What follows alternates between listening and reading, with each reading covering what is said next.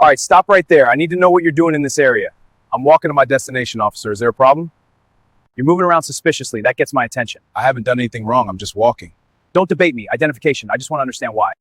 When I see behavior like this, I stop it. Identification. I'm not refusing. I just want to understand why I'm being stopped. If you keep questioning this, we'll take more time to sort it out. Officer, I am questioning it because this is unnecessary. The sidewalk on Central Avenue was busy when it happened. Tuesday afternoon, 2:37 p.m. The kind of desert heat that made asphalt go soft and turned the concrete into a griddle that radiated waves you could see.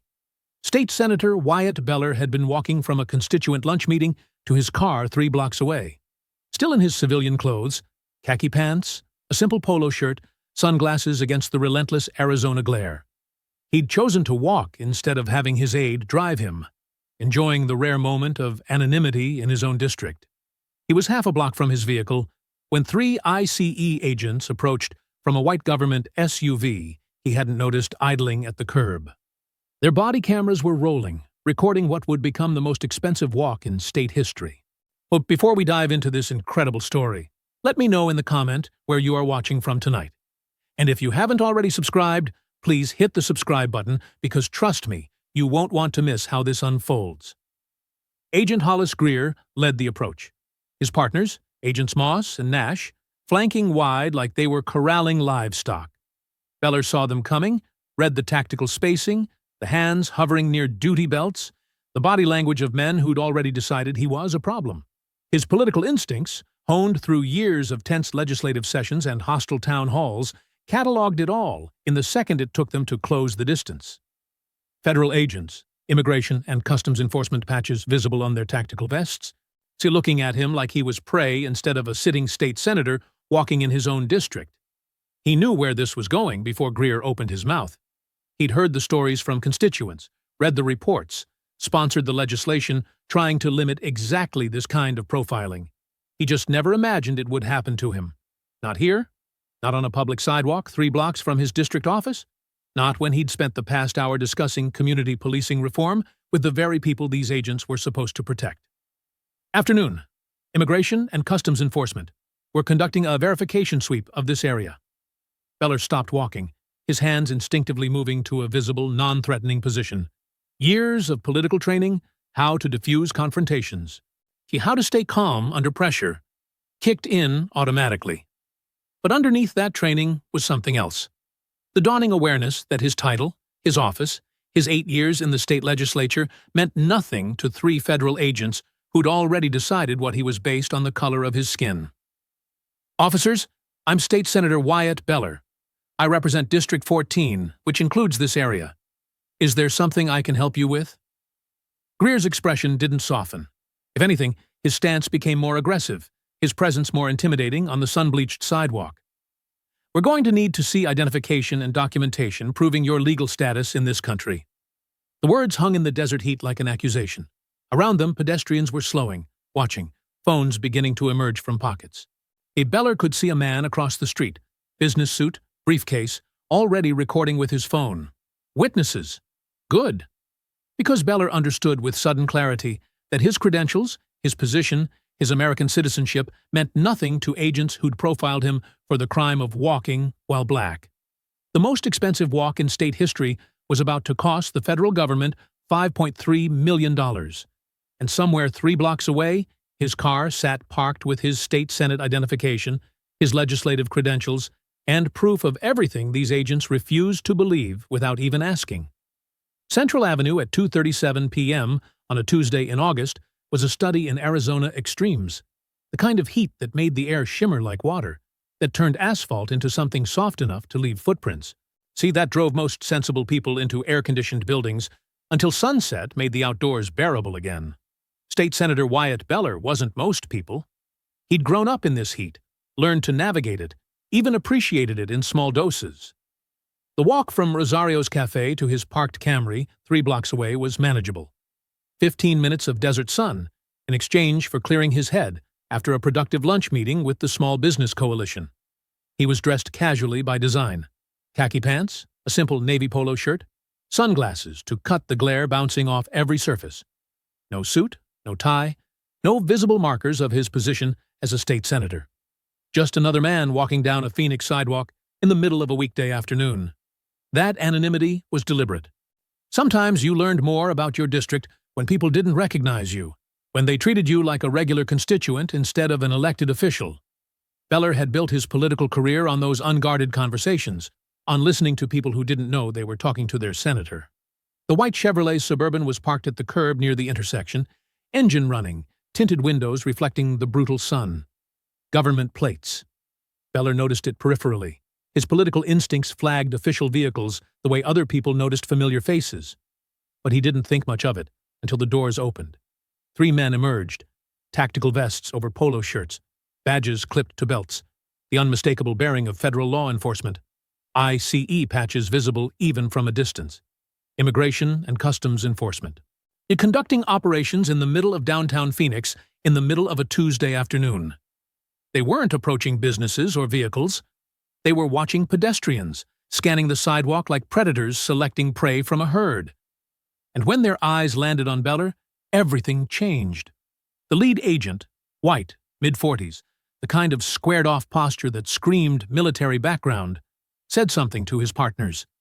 They adjusted their positions, spreading out slightly, hands dropping to rest near duty belts, the kind of pre-contact positioning that meant they'd identified a target. Beller's political brain, trained to read rooms and assess threats, cataloged it all with growing unease. These agents weren't responding to a call. They weren't investigating a specific complaint. They were conducting a sweep. And he'd just been swept up in it. 3 federal agents moving with tactical precision toward a state senator walking to his car, treating him like a suspect for the crime of existing while black on a public sidewalk. The most expensive walk in state history had just begun, and Wyatt Beller didn't even know it yet. Beller's hands moved to a visible position instinctively, chest level, palms slightly forward, the universal language of, "I'm not a threat." 8 years in the state legislature, 4 years before that on the city council, and he'd learned to read hostile crowds, aggressive constituents, situations that could turn dangerous if mishandled. This situation was already dangerous. Agent Greer held the center position, directly in Beller's path, maybe 8 feet away. Close enough to control the encounter, but far enough to react if Beller moved unexpectedly. His partners had fanned out, Moss to the left near a storefront, Nash to the right near a parked car. A perfect triangle formation that put Beller in the center with no easy exit. Beller had seen this before in briefings about law enforcement tactics, in reports about high-risk apprehensions. You positioned your team in a triangle because it provided overlapping coverage, eliminated blind spots, prevented the suspect from attacking one officer without being exposed to the others. It was tactical geometry designed for dangerous situations. They were using it on a state senator walking down a sidewalk. "Officers, I'm State Senator Wyatt Beller." He kept his voice calm, the same tone he used when de-escalating contentious committee hearings. "I represent District 14, and I was just having lunch with constituents at Rosario's Cafe. Is there something I can help you with?" Greer's expression remained flat, bureaucratic. "We're conducting immigration enforcement operations. We need to see identification and documentation. My wallet is in my back pocket. I'm going to reach for it slowly. Is that acceptable? Keep your hands where we can see them." Around them, the sidewalk traffic had slowed. People were stopping, watching, phones emerging. A woman in business attire had paused near the crosswalk, filming. A construction worker across the street had his phone up, capturing the scene. Witnesses. Documentation. Beller's legislative brain was already building the case, even as he experienced the violation. "Agent Greer." Beller read the name off his badge, making sure the body cameras caught it. "I need you to articulate reasonable suspicion for this stop. What specific facts led you to approach me?" The question hung in the desert heat. It was the same question Beller had written into 3 separate pieces of legislation about law enforcement accountability. The same standard he'd insisted police departments follow. Reasonable suspicion based on specific and articulable facts, not hunches or profiles. "We're conducting a sweep of this area. You matched parameters for verification." "What parameters?" "Operational intelligence." "Describe that intelligence." Silence. Because there was no intelligence. There were just 3 federal agents who'd seen a black man walking down a sidewalk and decided he needed to prove he belonged in America. Beller looked at each agent in turn, then directly at Greer's body camera. For the record, I'm State Senator Wyatt Beller, District 14. I'm being detained without reasonable suspicion on Central Avenue. This is a Fourth Amendment violation. Greer's hand moved toward his handcuffs. Sir, we're going to need you to cooperate. I am cooperating, Agent Greer. Beller kept his hands visible, his stance non-threatening. You asked for identification. My wallet is in my back pocket. I'm going to retrieve it slowly. Please don't mistake compliance for resistance. The absurdity of having to narrate his own movements to avoid being shot wasn't lost on him. This was the reality his constituents had been describing in town halls, in emails, in tearful testimonies about stops that escalated into arrests or worse. Beller had believed them, had fought for them, had sponsored legislation to protect them. Now he was living it. And he reached back carefully, extracted his wallet, held it out. Greer took it, flipped it open with practiced efficiency. Arizona driver's license, valid and current. Credit cards, state legislative ID card with his photo and title clearly visible. Greer examined the license like he was looking for forgery. This doesn't prove citizenship. It's a valid state-issued driver's license. I'm State Senator Wyatt Beller.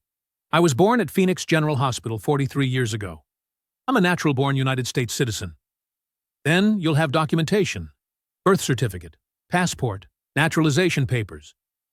I don't carry my birth certificate when walking to my car, Agent Greer, and I don't need naturalization papers because I was born in this city, Phoenix, Arizona, United States of America. My family has lived here for 3 generations. Greer's eyes narrowed. Everyone claims to be born here when we stop them.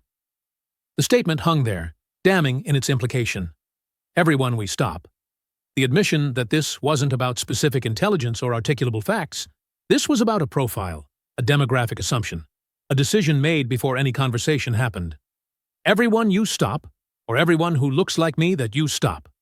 Beller let the question carry across the sidewalk.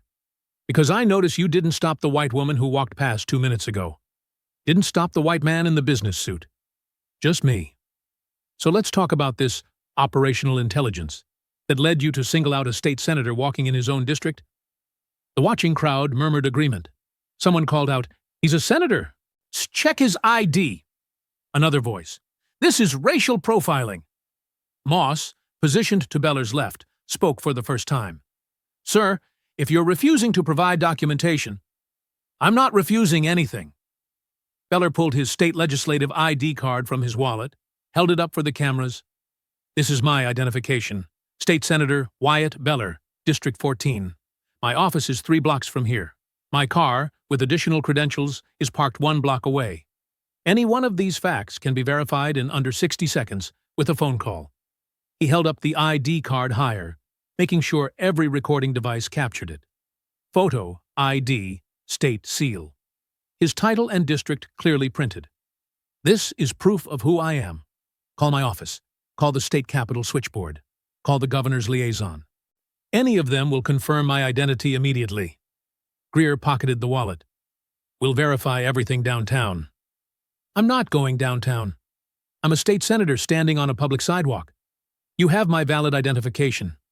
You have multiple ways to verify my credentials immediately. There's no legal justification for detention. Refusing to cooperate with a federal immigration check. I'm not refusing to cooperate. I'm refusing to be illegally detained. There's a difference, Agent Greer, and every person recording this encounter is documenting you deliberately conflating the two. If this moment is stirring something in you, stay with us. Subscribe so you don't miss how this story unfolds. Agent Greer. Beller's voice carried down the sidewalk. Clear and deliberate for every recording device, every witness. Every phone capturing this encounter. I'm going to explain this as someone who actually writes the laws you're claiming to enforce. The Fourth Amendment to the United States Constitution protects all persons, not just citizens, all persons, from unreasonable searches and seizures. Terry v. Ohio established that law enforcement may conduct brief investigative stops only with reasonable suspicion based on specific and articulable facts. You've provided no such facts. Greer stepped closer, attempting to use his physical presence to intimidate. "Sir, final warning." "Furthermore," Beller continued, not backing down despite 3 federal agents surrounding him on a public sidewalk, "the Supreme Court held in United States v. Brignoni-Ponce that roving patrol stops for immigration enforcement must be based on more than ethnic appearance. You stopped me, a sitting state senator, because I'm black. That's not reasonable suspicion. That's racial profiling, and it violates the Fourth Amendment. The crowd of witnesses had grown. Maybe 20 people now, phones out, recording from multiple angles. The woman in the business suit had moved closer. The construction worker was filming from across the street. A teenager on a skateboard had stopped to watch, his phone capturing everything. I'm invoking my Fourth Amendment rights against unreasonable seizure. I'm invoking my Fifth Amendment rights against self-incrimination. I do not consent to this detention. I do not consent to any search. I am clearly articulating for your body cameras and these civilian witnesses that I'm a United States citizen, a sitting state senator, and I'm being illegally detained without reasonable suspicion on a public sidewalk in my own district. Nash moved in from the right, handcuffs already in hand. You're being detained for verification of legal status. Resistance will result in additional charges. I'm not resisting. I'm asserting my constitutional rights. Every law enforcement officer in this country knows the difference. You're choosing to ignore it because you've already decided who I am based on how I look. Moss grabbed Beller's left arm, twisting it behind his back. Beller didn't fight. Fighting would give them the justification they wanted. But he didn't help either. His body went limp, forcing the agent to support his weight. For the record, Beller's voice remained steady despite the pain shooting through his shoulder. It's 2:43 p.m. on Tuesday, August 15th, and I'm being physically restrained on the sidewalk at Central Avenue and 3rd Street. I have not threatened anyone. I have not attempted to flee. I have not committed any crime. I identified myself as a state senator and offered to verify my credentials. I'm being arrested anyway because 3 federal agents decided a black man walking down a sidewalk must be illegal. A child's voice from the crowd. Mom? Why are those men hurting that guy? The innocence of the question made the injustice even more stark. The man in the business suit, Beller would learn later his name was Merrick Stallard, an attorney heading to court, called out, "This is unlawful detention. I'm recording everything. I'm a witness." Greer's response was sharp. "Sir, step back, or you'll be detained for interfering with a federal operation." But Stallard didn't step back. See, his phone stayed up, recording, as did a dozen others. Because what was happening on this sun-drenched sidewalk wasn't just about one senator. It was about a system that treated citizenship as something that had to be proved on demand, based on nothing more than skin color. The handcuffs closed around Beller's wrists with a metallic click that seemed to echo down the entire block. Too tight, deliberately so, the steel biting into his skin in a way that had nothing to do with officer safety and everything to do with punishment for daring to assert his rights. "I'm not resisting," Beller announced clearly, his voice projecting across the sidewalk for every witness, every phone, every recording device. "I'm not fighting. I'm exercising passive non-compliance with an unlawful arrest." Moss grabbed his right arm, Nash his left, and they tried to walk him toward the waiting Suburban, but Beller let every muscle go slack. Dead weight. All 180 pounds of him became a burden they had to move across the sun-heated concrete. "Sir, you need to walk. I'm being unlawfully arrested. I'm not going to assist in my own constitutional violation. You want to detain a state senator illegally on a public sidewalk? You're going to have to physically carry me." It was a technique he'd seen in civil rights footage, in protest videos from the 60s, in training sessions about nonviolent resistance. He'd sponsored legislation protecting protesters who used exactly this tactic. Never imagined he'd use it himself, in his own district, against federal agents. They dragged him, his shoes scraping across the concrete, leaving marks on the sidewalk that would still be visible hours later when news crews arrived. Beller kept narrating, documenting for the cameras. "I'm being dragged down Central Avenue at 2:45 p.m. My shoulder is being wrenched.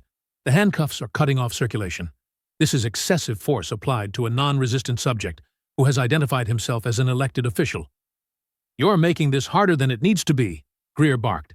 "No, you made this hard the moment you decided to profile me. I'm refusing to make it easy." The woman in the business suit shouted, "This is wrong. He's a state senator. Why are you doing this?" Her voice shook with outrage that Beller felt but couldn't afford to show. The construction worker stepped into the street for a better angle, his phone capturing everything. "This is bullshit. Dude showed you his ID. Everyone step back or you'll be detained too. Moss's threat scattered some witnesses, but most held their ground, phones still recording. They reached the Suburban. Greer opened the rear door, modified for prisoner transport, steel mesh partition, vinyl seats designed for easy cleaning. The cage where they put people they'd decided were criminals. Watch your head.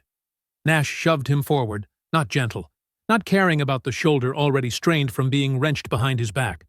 Beller couldn't catch himself with his hands cuffed, hit the vinyl seat face first, hard enough to split his lip. Blood in his mouth. Evidence of excessive force to add to the documentation.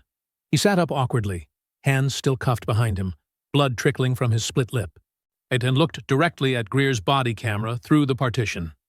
It's 2:47 p.m. I'm State Senator Wyatt Beller, District 14. I've been unlawfully arrested, assaulted during detention, and am being transported against my will. I want every badge number, every name, every frame of body camera footage preserved for the federal lawsuit I will file. The door slammed shut. Through the tinted windows, Beller could see the crowd pressing closer, could see Merrick Stallard still recording, could see the teenager on the skateboard with his phone up. The Suburban pulled away from Central Avenue, leaving behind a crowd of witnesses who'd just watched their democratic process devoured by federal agents with badges and biases. The federal detention facility holding cell was 10 feet by 10 feet of institutional architecture designed to break spirits. A concrete block walls painted the kind of beige that made everything look diseased, a metal bench bolted to the floor, a toilet in the corner with no seat or privacy. Fluorescent lights hummed overhead with a frequency that induced headaches. The air smelled of industrial cleaner fighting a losing battle against decades of fear.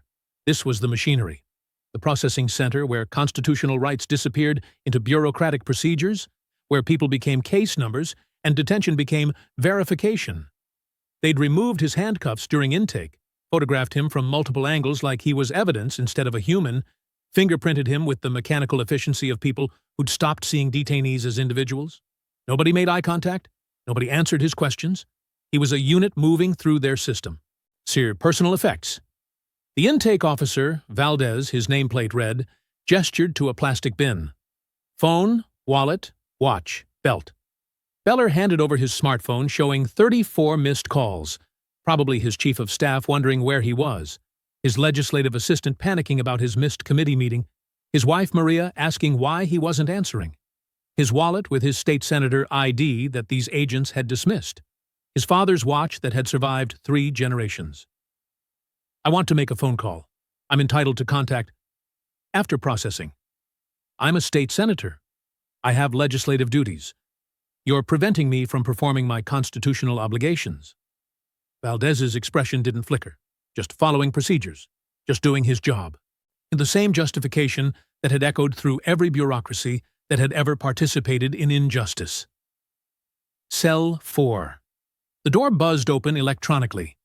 Beller stepped inside, heard the lock engage with a finality that made his chest tight, despite his years of political training in staying calm under pressure. He sat on the metal bench, cold despite the August heat outside, and let the reality settle. He was in custody, a sitting state senator with an unblemished record, detained like a criminal, experiencing the system he'd tried to reform from the inside. The irony was crushing. How many constituents had sat in cells like this one? How many had told him about this exact experience? The dehumanization? The helplessness? The awareness that the machinery grinding them up didn't care about truth or justice, only about processing numbers? He'd believed them, had fought for them, had sponsored legislation to protect them. Now he was living it. The clock visible through the small window in his cell door read 4:02 p.m., over an hour in custody. His committee meeting had started without him. His staff would be frantic. His wife would be terrified. But he'd disappeared into federal processing, deliberately vague about location, deliberately isolated from communication. Just like thousands of others detained based on demographic profiles instead of facts. The difference was he had resources, a platform, legal knowledge, political connections. Most people detained like this had none of those advantages. Beller pulled a pen from his sock. They'd somehow missed it during intake. Probably because they hadn't expected a state senator to know street tricks for hiding contraband, and started writing on his palm. Times, badge numbers, names, every detail documented in his own hand.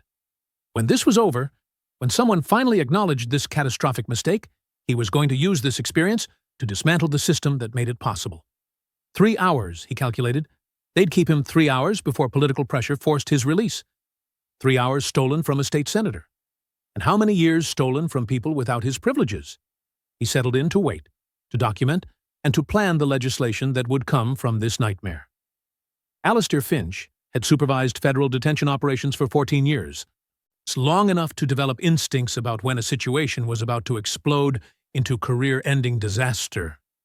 The call from the governor's chief of staff at 4:47 p.m. triggered every one of those instincts. Alistair, where the hell is State Senator Wyatt Beller? His staff says he's not answering his phone. His wife says he never came home. And we have viral video of ICE agents arresting someone who looks exactly like him on Central Avenue. Finch's world tilted. State Senator? ICE agents? Under what authority? That's what the governor wants to know. Find him. Now. Finch was already moving, pulling up the afternoon's operation logs. Public space verification, authorized by Agent Hollis Greer. Intelligence-based sweep targeting suspicious individuals in high-traffic areas. Vague language that probably meant profiling. C1 detention logged. Unidentified male. Verification pending. Transported from Central Avenue. Oh, God.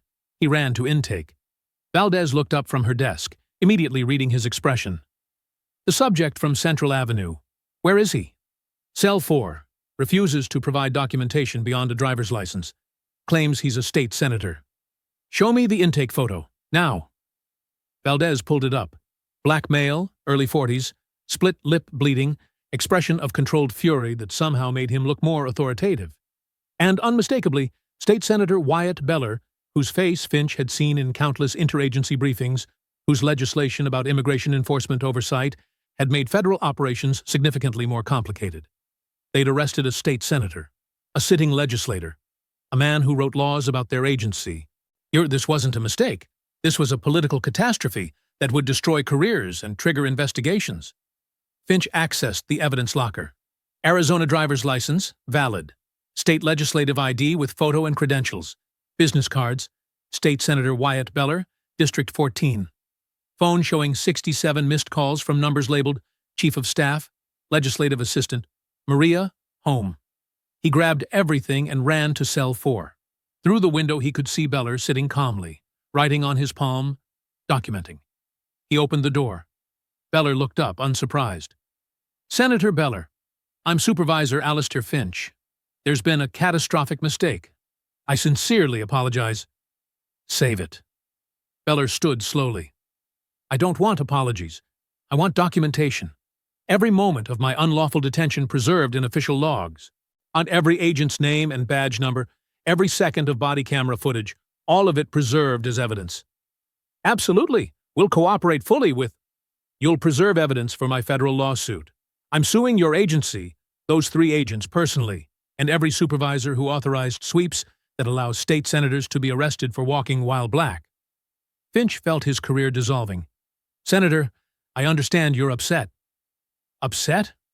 Beller's voice could have frozen the desert outside. I'm a state senator who was arrested on a public sidewalk for no reason except my skin color.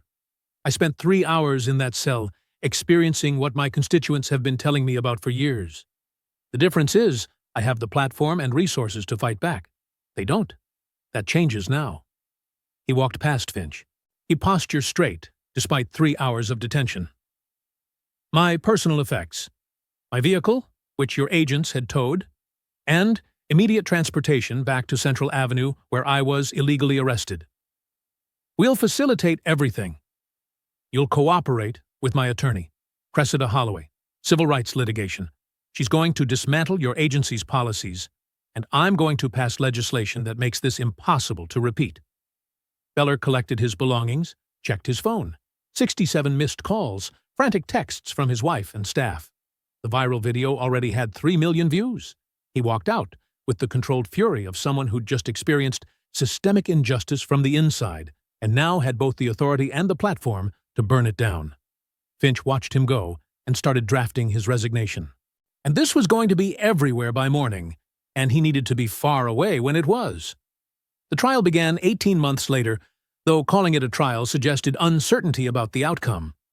By the time Attorney Cressida Holloway finished her opening statement, the defense team from the Department of Justice looked like they regretted not settling immediately. Holloway was 51, a civil rights specialist with a reputation for destroying qualified immunity defenses. She stood before the jury, 6 women, 6 men, carefully selected for their diversity, and delivered an opening that would be studied in law schools. Ladies and gentlemen, State Senator Wyatt Beller went for a walk. He'd had lunch with constituents, was heading to his car 3 blocks away, and 3 ICE agents decided he'd looked illegal. Not because he'd committed a crime, not because they had intelligence, but because he was black, walking down a sidewalk, and in their minds, that was suspicious. She clicked a remote. The monitors showed body camera footage from Agent Greer's perspective. Timestamp, 2:37:18 p.m. Watch carefully. You'll see Senator Beller walking. Normal pace, normal behavior. Now watch the agents exit their vehicle. They're not responding to a call. They're scanning pedestrians. And when they see Senator Beller, everything changes. Watch their body language. They've selected a target. The footage showed the approach, the triangle formation, the escalation. Beller identifying himself repeatedly, showing his state legislative ID, explaining the law while Greer reached for handcuffs. 4 jurors were taking notes. Others watched with expressions of disbelief. So the civilian footage came next, filmed by witness Merrick Stallard.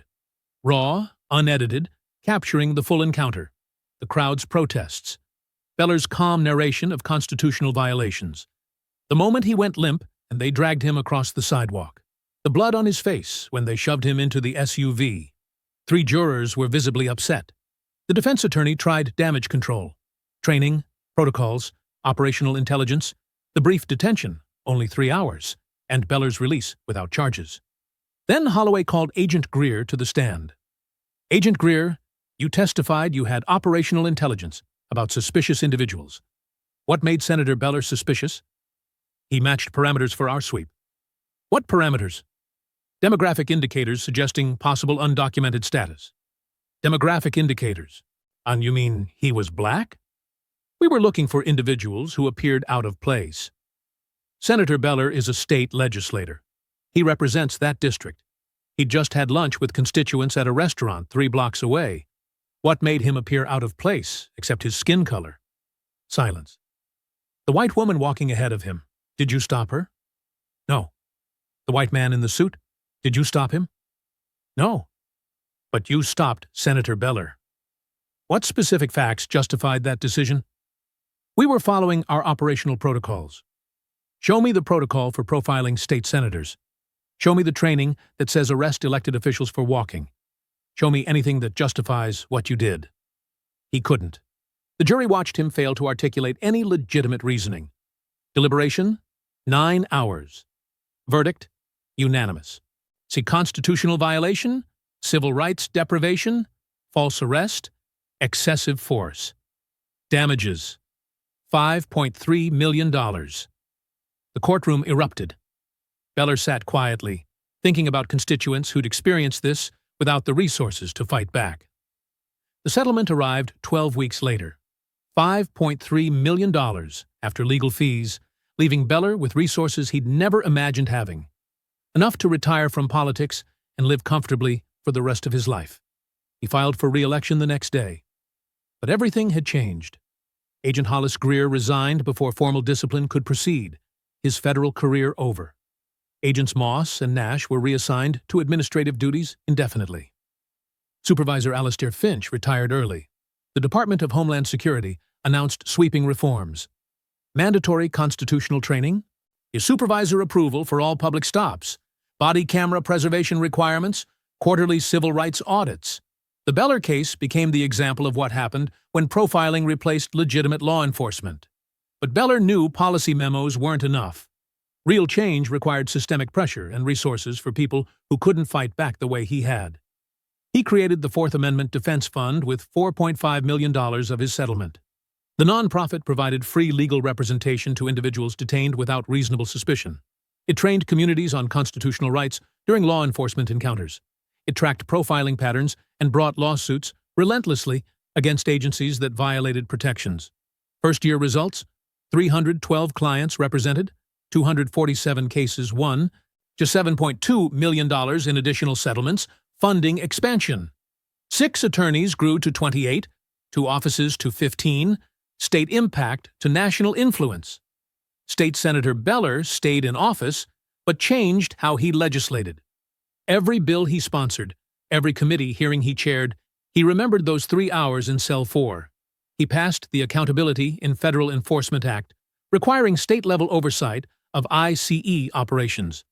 He secured funding for legal defense of detained individuals. He built coalitions between legislators, civil rights groups, and affected communities.